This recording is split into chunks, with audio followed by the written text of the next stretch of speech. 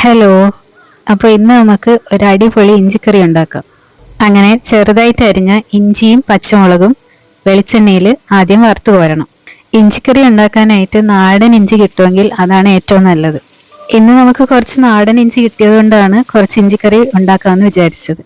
ഇഞ്ചി ഇങ്ങനെ മൂപ്പിക്കുമ്പോൾ ശ്രദ്ധിക്കേണ്ട ഒരു കാര്യം എന്ന് പറയുന്നത്, ഒരിക്കലും ഹൈ ഫ്ലെയിമിലിട്ട് മൂപ്പിച്ചെടുക്കരുത്, കാരണം പെട്ടെന്ന് കരിഞ്ഞു പോവും. മീഡിയം അല്ലെങ്കിൽ ലോ ഫ്ലെയിമിൽ വേണം ഇട്ട് മൂപ്പിച്ചെടുക്കാൻ. അതുപോലെ തന്നെ നല്ലതുപോലെ ഇളക്കി കൊടുക്കുകയും വേണം. അങ്ങനെ ഇവിടെ നമ്മൾ ഇഞ്ചിയൊക്കെ നല്ലതുപോലെ മൂത്ത് വന്നിട്ടുണ്ട്. ഇനി ഇട്ട് കഴിഞ്ഞാൽ കരിഞ്ഞു പോവും. അതുകൊണ്ട് ഇനി നമുക്കിതെല്ലാം കോരി വേറൊരു പാത്രത്തിലേക്ക് മാറ്റാം. അപ്പോൾ ഈ പരുവം പ്രത്യേകം ശ്രദ്ധിക്കണം. ഒരുപാട് മൂത്ത് കഴിഞ്ഞാൽ ഒരു കയ്പ്പ് രസം വരും. ഇനി അടുത്തതായി ഇതിന് വേണ്ടത് ചെറിയ ഉള്ളിയാണ്. ചെറിയ ഉള്ളി നമ്മളിവിടെ കഴുകി അരിഞ്ഞു വെച്ചിട്ടുണ്ട്. ഇഞ്ചി വറുത്ത് കോരി ആ എണ്ണയിലേക്ക് തന്നെ നമുക്ക് ഇതും കൂടെ ഇട്ട് മൂപ്പിച്ചെടുക്കാം. ഇത് നമ്മൾ നേരത്തെ ഇഞ്ചി വറുത്ത് കോരിയില്ലേ, അതേപോലെ തന്നെയാണ് ചെയ്യേണ്ടത്. മീഡിയം അല്ലെങ്കിൽ ലോ ഫ്ലെയിമിലിട്ട് വേണം വറുത്തെടുക്കുക. അങ്ങനെ ഇവിടെ ചെറിയ ഉള്ളിയൊക്കെ ഏകദേശം മൂത്ത് വന്നിട്ടുണ്ട്. ഇത് നമുക്ക് വറുത്ത് കോരാനുള്ളതാണ്. അങ്ങനെ ഇവിടെ ഉള്ളിയൊക്കെ നല്ലതുപോലെ മൂത്ത് വന്നിട്ടുണ്ട്. നമുക്കിത് കോരി മാറ്റാം.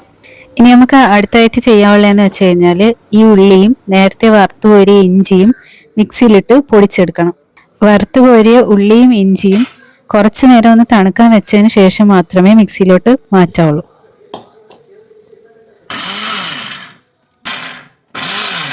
ഒരുപാട് പൊടിഞ്ഞങ്ങ് ഭസ്മം പോലെ ആവരുത്. ഈ കാണുന്ന രീതിയിൽ തരിയായിട്ട് വേണം പൊടിച്ചെടുക്കാൻ. ഇനി നമുക്ക് ഇതിനായി വേണ്ടത് പഴകിയ വാളംപുളിയാണ്. ഒരു വലിയ നാരങ്ങ വലുപ്പത്തിനുള്ള പുളിയാണ് നമ്മളിവിടെ എടുത്തേക്കുന്നത്. അതിലേക്ക് കുറച്ച് വെള്ളവും കൂടി ഒഴിച്ച് കുറച്ചു നേരം വെച്ചേക്കണം. നേരത്തെ നമ്മൾ ഇഞ്ചിയും ഉള്ളിയിട്ട് മൂപ്പിച്ചെടുത്ത ആ ഒരു പാത്രത്തിൽ തന്നെ നമുക്ക് കടുകും ഇട്ട് പൊട്ടിച്ച് കുറച്ച് വറ്റൽമുളകും കൂടെ ഇട്ട് മൂപ്പിച്ചെടുക്കാം. അതിലേക്ക് 1 സ്പൂൺ മഞ്ഞൾപ്പൊടി, 3 സ്പൂൺ മുളക് പൊടി ഇട്ട് നല്ലതുപോലെ ഒന്ന് മൂപ്പിച്ചെടുക്കണം. പൊടികൾ മൂപ്പിക്കുമ്പോൾ ശ്രദ്ധിക്കേണ്ട കാര്യം എന്ന് പറയുന്നത്, ഏറ്റവും ലോ ഫ്ലെയിമിലായിരിക്കണം തീ.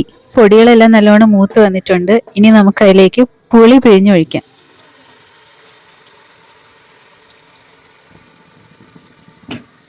പുളിയുടെ കഷ്ണമൊന്നും അതിലേക്ക് വീഴാത്ത രീതിയിൽ നമ്മൾ പുളി മുഴുവൻ അതിലേക്ക് ചേർക്കണം. അതൊന്ന് ചൂടായി വരുമ്പോൾ നേരത്തെ നമ്മൾ പൊടിച്ചു വെച്ചിരിക്കുന്ന ഇഞ്ചിയും ഉള്ളിയുടെ മിക്സ് ഇതിലേക്ക് ചേർക്കാം. എന്നിട്ട് ഇത് നല്ലതുപോലെ പുളി വെള്ളത്തിൽ ഇളക്കി യോജിപ്പിക്കണം. ഇതിലേക്ക് ഇനി ആവശ്യമുള്ള ഉപ്പും കൂടെയും ചേർത്ത് നല്ലതുപോലെ തിളച്ചു കഴിയുമ്പോൾ സാദാ ഇഞ്ചിക്കറി റെഡിയായി.